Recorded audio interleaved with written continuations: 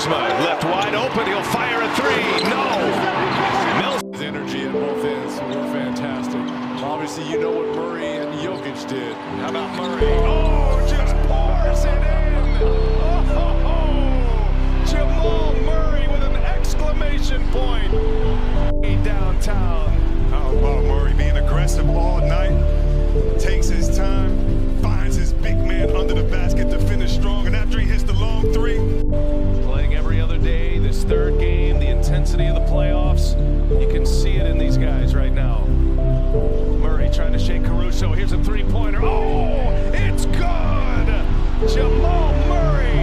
I wanted to open this video by letting you guys know that I read my comments, you know that, right? So when a lot of you guys said that my intro in my previous video was dragged on a little bit, well, I did a little bit of changes to the way I structure my videos. So now whenever there's like a dramatic bit, like I've been doing more recently, I'm going to include my official introduction, then the dramatic bit, then I'll start talking. I hope you could forgive me for if my video offended you previously or if I did something in the video that bothered you. I am doing my absolute best in each and every one of these videos, and you guys know I am always going to push to be the best that I can be. So before we get to the content, make sure you drop a like, subscribe, and turn on my notifications to help my channel grow. And we're also doing a PS5 giveaway on Twitter. A link to that's in the description down below. So when I was watching the game, there was a part of me that felt like tonight was going to be the Nuggets night. And it was going to be a combination of two things. And I hate saying this, so I'm just going to say this in the beginning and then I'm going to elaborate on it a bit more. You guys know the cliche, the lazy analysts saying when they say a team wanted it more? Well, tonight was a combination of the Lakers underestimating the Denver Nuggets and the Denver Nuggets just really wanting to win, because you have to think about it. If the Nuggets lose tonight, they go down 3-0, and if they go down into a 3-0 hole, no one's expecting them to come back from 3-0. They've come back from 3-1, but they've never come back. No team in the history of the NBA has ever come back from 3-0, which brings me to the reason why the Lakers performed so badly. And this is something that the Lakers have to make sure that they don't do from this point on, because they could fall into the same trap that the Los Angeles Clippers fell into by underestimating the Denver Nuggets. And it's very easy to do that. You have to understand that there's no team in the NBA that has more experience in the NBA Finals and in the NBA playoffs, although not as a unit, but within their individual selves, than the Los Angeles Lakers. Bear in mind, Rajon Rondo has been to 2 NBA Finals. Danny Green, I believe, has been to 3 NBA Finals. LeBron James has been to 8 NBA Finals. Dwight Howard has been to 1 NBA Finals. And if I got that wrong, then I'm sorry, let me know in the comment section down below. But I recited all of that off of the top of my head, in addition to JaVale McGee's multiple trips to the NBA Finals with the Golden State Warriors. So it's really easy to underestimate your opponent, especially if you're, I don't know, sitting in the corner and yelling expletives at Nikola Jokic as he's guarding Anthony Davis. You know, that bit where he said Thanksgiving, potatoes, steak, and filet mignon.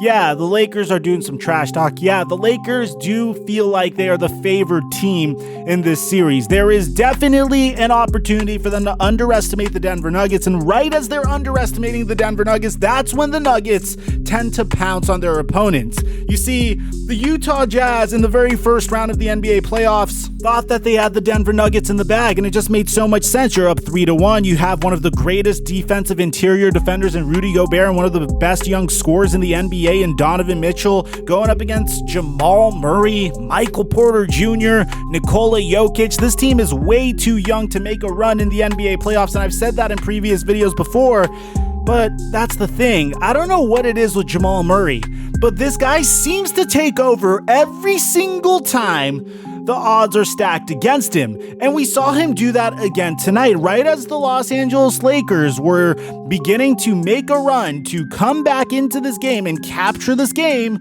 We once again saw Jamal Murray step up and lead the Denver Nuggets to victory. Now, of course, you have to give proper credit where credit's due, because Jamal Murray had some remarkable help tonight. You see, what Jamal Murray had tonight that he typically doesn't have is he actually had a third scorer assisting him.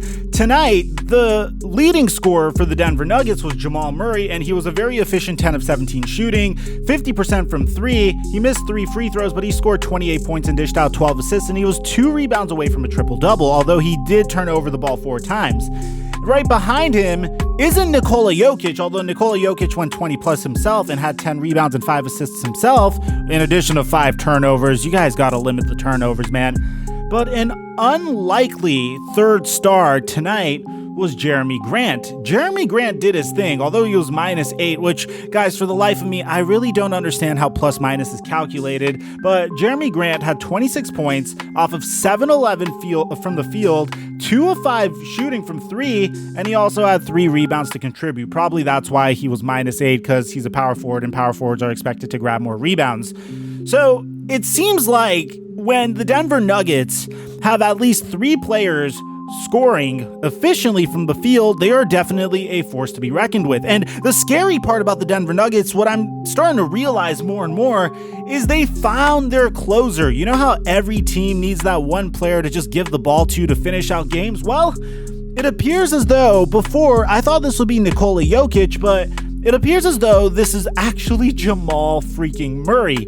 And at the end of the day, this entire playoff experience for Jamal Murray, I think, greatly expedited his development as a basketball player. In the future, I'm expecting him to perform up to this standard. I feel like he's taken the next step in his development, and the confidence that he's going to attain from the amount of times he took over basketball games in the fourth quarter, the value of that cannot be overstated.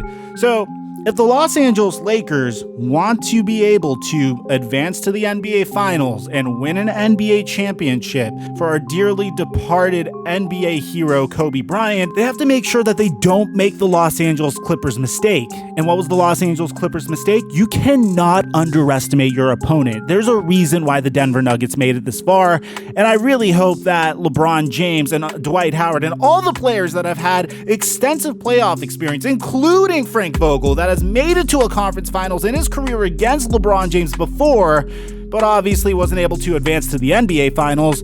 I hope that they understand that they cannot underestimate the Denver Nuggets. They cannot let their guard down for even a second. Now, I need to give proper credit where credit's due. At the same time, the Lakers did seem very gassed tonight. Rajon Rondo did really remarkably on the defensive side of the ball with 3 steals, although he had 4 turnovers and 9 points off of 4 of 10 shooting. LeBron James had 30 points off of 14 of 23 shooting, and Anthony Davis had 27 points off of 9 of 17 shooting. LeBron James did, of course, have a triple-double as well. I feel like the Lakers were just gassed. Tonight, I was actually surprised that the Lakers played instead of the Miami Heat, because the Miami Heat had an extra day off than the Lakers. So maybe that had something to do with it. If you remember, the Lakers and Nuggets were the last team to have played for us on television.